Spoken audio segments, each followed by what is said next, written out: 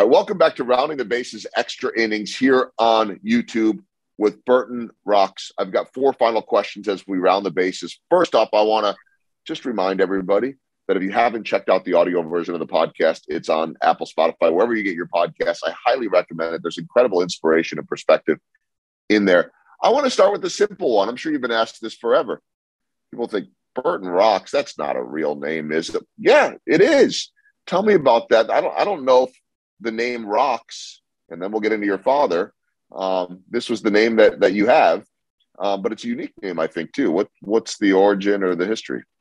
The origin was my grandfather changed his name from Charles Rocco St. Angelo to Charles Rocks early on in the American turn of the century, American culture. He wanted to I guess, be I don't know, fit in, and so he changed his name. My dad was born Lawrence Rocks, and my uncle was born Eugene Rocks. So it was great. But it's been a fun name, and it's been something that I've been kidded about in a good way. Yeah, I mean, I could see being kidded about it just because it's unique, but I don't see it as being a name that someone would kid you about putting you down. You dealt with enough crap already as it was growing up with all the medical conditions and the asthma and all that. Second question, I don't know that I've had a conversation in the short time, a year or whatever it's been that you and I have known each other, where you haven't in some form or another brought up your father, who is and has been for decades highly, highly regarded around the country and around the world as a famous chemist. Tell me about Dr. Lawrence Rocks, his career, and of course the influence on you. Well, as a kid, I there's a picture of me as an infant holding his book and the energy crisis, and in it he called for the United States Department of Energy. We never had it, and he was influential in bringing it about. And then he's had so many different lives that we've experienced with his research, theoretical, sports biochemistry, antiviral. I mean, the list goes on and on.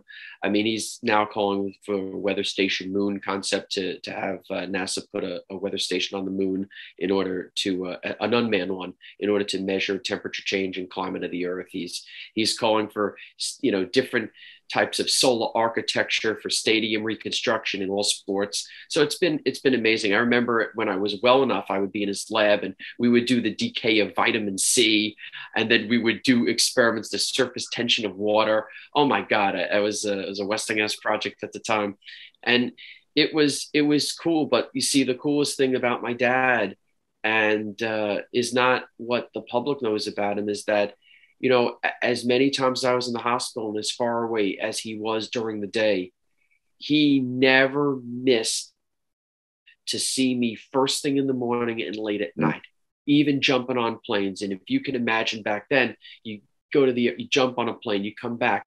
I mean, 5 o'clock in the morning, waking me up, 11 o'clock at night back there, never missed it. I don't know how he did it.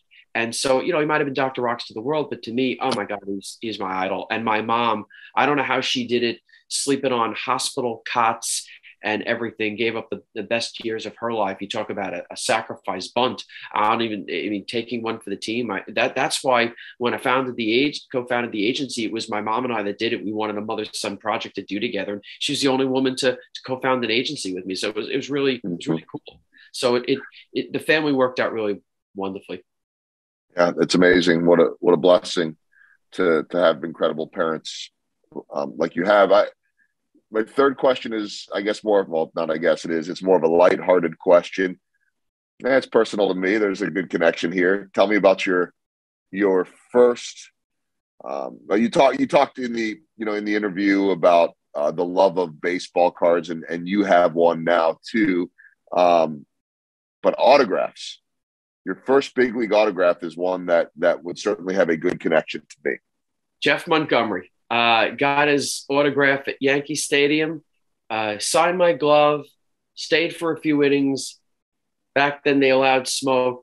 Smoke choked me up, went right to the hospital to get another code blue. That was my autograph. Wow. He wasn't smoking, was he? No. The fans. I had a Okay. lead Oh over, yeah, sure. but then during the game, that was before the game, and then I could only stay like 3 innings of the game because back then Wow. it was just you could smoke anywhere in Yankee Stadium, Yeah. and the cavernous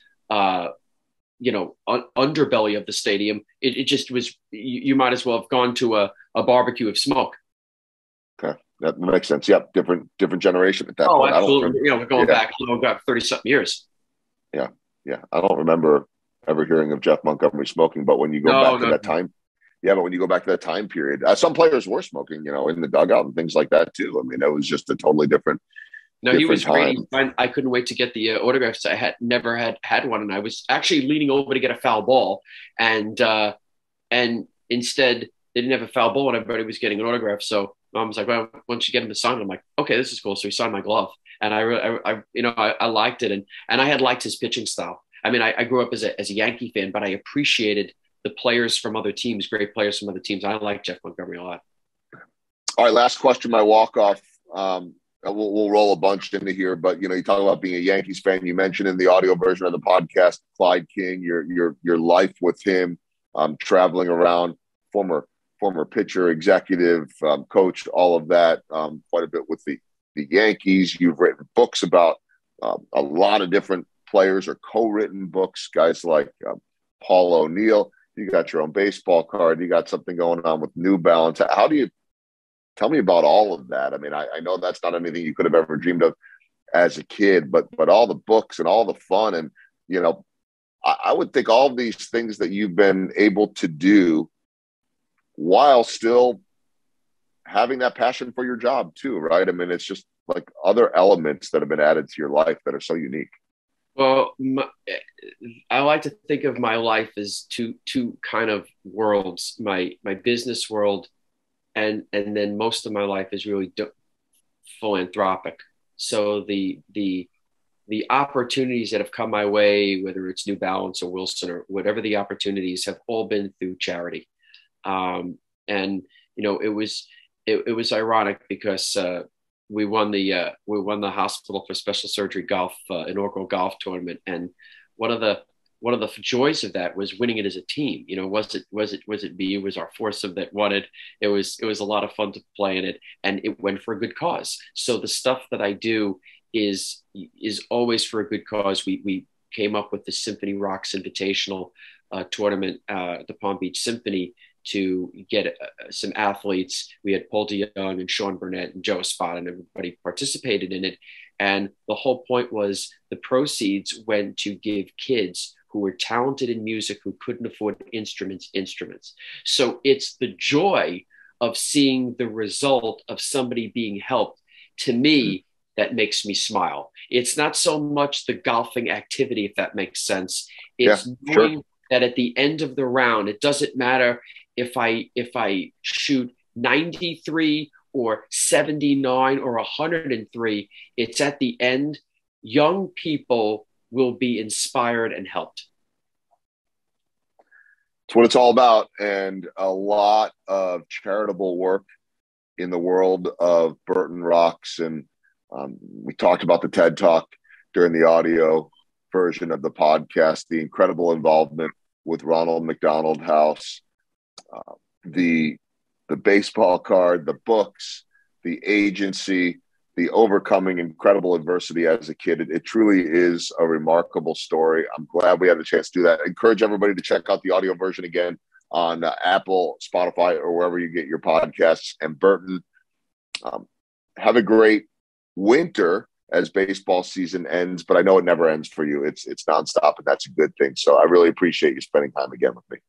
Joel, it's been a privilege. And instead of saying goodbye, I'll say see you soon, my friend.